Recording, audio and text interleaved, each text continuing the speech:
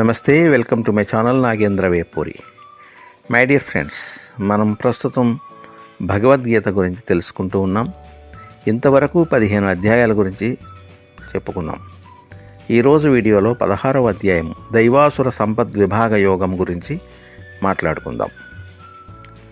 ఆత్మస్వరూపులైన ప్రియ భగవద్బంధువులందరికీ సాదర నమస్కారములు. ఓ దివ్యమైన ప్రేరణ కలిగి నేను ఈ భగవద్గీతా జ్ఞాన యజ్ఞాన్ని తలపెట్టాను. సాక్షాత్తు భగవంతుడైన శ్రీకృష్ణ పరమాత్ముడు ఉపదేశించిన భగవద్గీతా సారాన్ని ప్రతి ఒక్కరికి అందించాలనే సత్సంకల్పంతో నేను ప్రారంభించిన ఈ భగవద్గీతా జ్ఞాన యజ్ఞం ద్వారా విజ్ఞానం, మనశ్శాంతి, ఆత్మవిశ్వాసం, విజయం సాధించగలననే ధైర్యాన్ని పొందుతున్న శ్రోతలందరికీ అభినందనలు.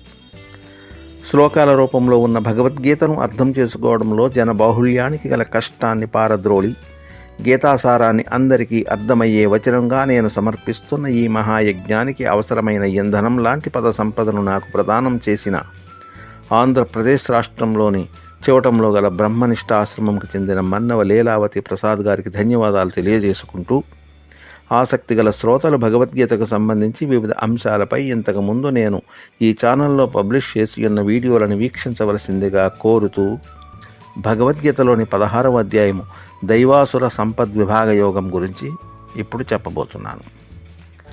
శ్రీకృష్ణ భగవానుడు అర్జునుడికి దైవీ గుణములను వివరించడం ప్రారంభించెను. నిర్భయత్వం, భయము లేనివాడు, అంతఃకరణ శుద్ధి, జ్ఞాన సముపార్జన, దానము, ఇంద్రియ నిగ్రహము, యజ్ఞము చేయుట, వేదశాస్త్రముల పఠనము, తపస్సు, సరళత్వము, అహింస, సత్యము, కోపం లేకుండుట, త్యాగం, శాంత స్వభావము, ఇతరుల దోషములను ఎంచకుండుట, దయ, లోభం లేకుండుట, కోమలత్వం, సిగ్గు, వ్యర్థచేష్టలు చెయ్యకుండుట, తేజస్సు, ఓర్పు, ధైర్యము, శుచిత్వము, ఎవ్వరిపైన శత్రుభావన లేకుండుట, అందరూ తనను గౌరవించాలనే కోరిక లేకుండుట, ఈ లక్షణములు దైవీ సంపద గల వారి యందు ఉంటాయి. పార్థ, కపటము, మొండితనము, అహంకారము, క్రోధము, కఠినత్వము, అజ్ఞానము మొదలైనవి రాక్షస ప్రవృత్తి కలవారి లక్షణాలు. దైవీ గుణాలు ముక్తిదాయకం, రాక్షస గుణాలు బంధము కలిగించును. ఓ అర్జున, నీవు దైవీ సంపదతో పుట్టినవాడవు, కావున శోకించకు. ఈ లోకంలోని మానవులు 2 రకాలుగా ఉంటారు. దైవీ లక్షణాలు కలవారు కొందరు, రాక్షస లక్షణాలు కలవారు మరికొందరు.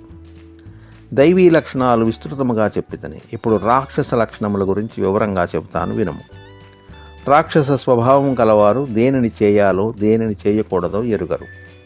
వారిలో శుభ్రత కానీ, సదాచారము కానీ, సత్యము కానీ ఉండవు.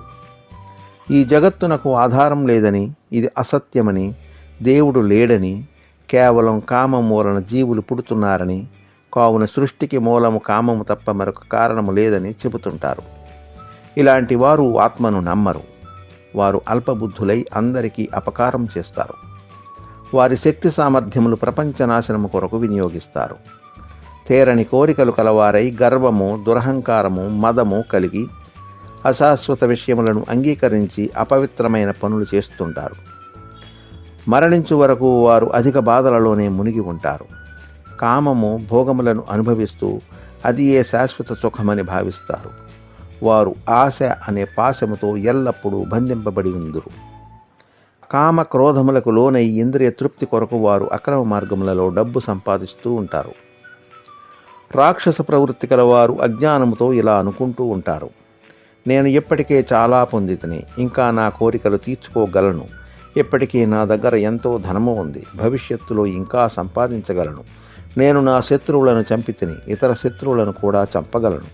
నేను సర్వమునకు అధిపతిని, అన్నింటినీ అనుభవిస్తాను.